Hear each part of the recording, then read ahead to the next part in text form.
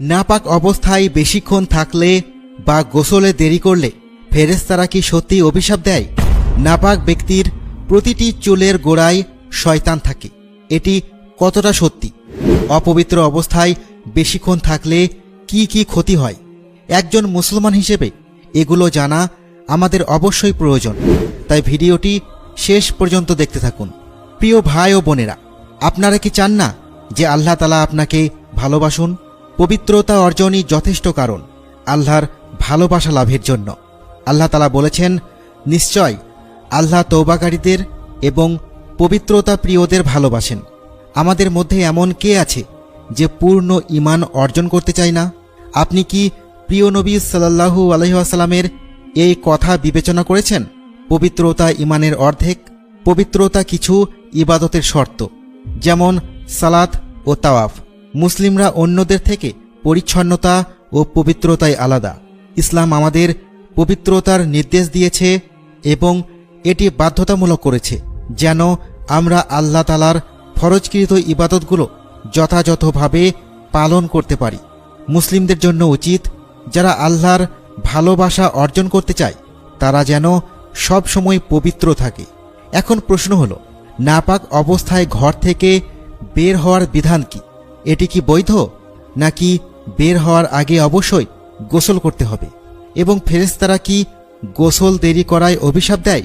উলামারা বলেছেন, পুরুষ বা নারী যে কেউ নাপাক অবস্থায় গোসল না করেই ঘর থেকে বের হতে পারে, এতে কোনো সমস্যা নেই।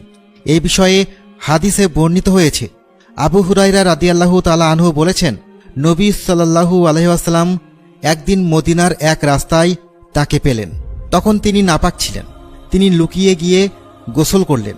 পরে নবী সাল্লাল্লাহু আলাইহি ওয়াসাল্লাম তাকে খুঁজে পেয়ে বললেন, তুমি কোথায় ছিলে হে আবু হুরায়রা?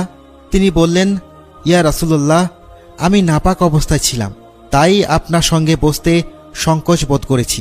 তখন নবী সাল্লাল্লাহু আলাইহি ওয়াসাল্লাম বললেন, সুবহানাল্লাহ, মুমিন অপবিত্র হয় না। তবে নাপাক অবস্থায় সালাতের সময় কাজা হওয়ার মতো দীর্ঘ সময় গোসল দেরি করা বৈধ নয়। আর নবী সাল্লাল্লাহু আলাইহি ওয়াসাল্লাম থেকে এই বিষয়ে কোনো প্রমাণ নেই যে ফেরেশতারা নাপাক ব্যক্তিকে প্রতিটি পদক্ষেপে অভিশাপ দেয় বা তারা তখন পর্যন্ত অভিশাপ দেয় যতক্ষণ না সে গোসল করে। এমনকি এই কথাটিও প্রমাণিত নয় যে নাপাক ব্যক্তির প্রতিটি চুলের নিচে শয়তান থাকে। তবে নবী করিম সাল্লাল্লাহু আলাইহি ওয়াসাল্লাম বলেছেন, ফেরেশতারা নাপাক ব্যক্তির কাছে আসে না যতক্ষণ না সে গোসল বা ওযু করে। শাফেঈ ও হাম্বলী ফকিরা বলেছেন, নাপাক ব্যক্তি যদি খেতে, ঘুমাতে বা পুনরায় মিলনের ইচ্ছা করে তবে তার জন্য ওযু করা মুস্তাহাব, আর যে কোনো কাজে হাত দেওয়ার আগে ওযু করা উত্তম। তাই যখন কেউ নাপাক অবস্থায় থাকে তখন যত দ্রুত সম্ভব পবিত্র হওয়া উচিত। তবে প্রয়োজনীয় কাজে নাপাক অবস্থায় ঘর থেকে বের হওয়া বৈধ এবং এতে কোনো সমস্যা নেই। গোসল তৎক্ষণাৎ করা ফরজ নয়, তবে ফাকিহদের মতে দেরি না করাই উত্তম। গোসল ছাড়া নাপাক অবস্থায় সালাত, তাওয়াফ, মসজিদে অবস্থান, কোরআন পাঠ এবং কোরআন স্পর্শ করা নিষিদ্ধ।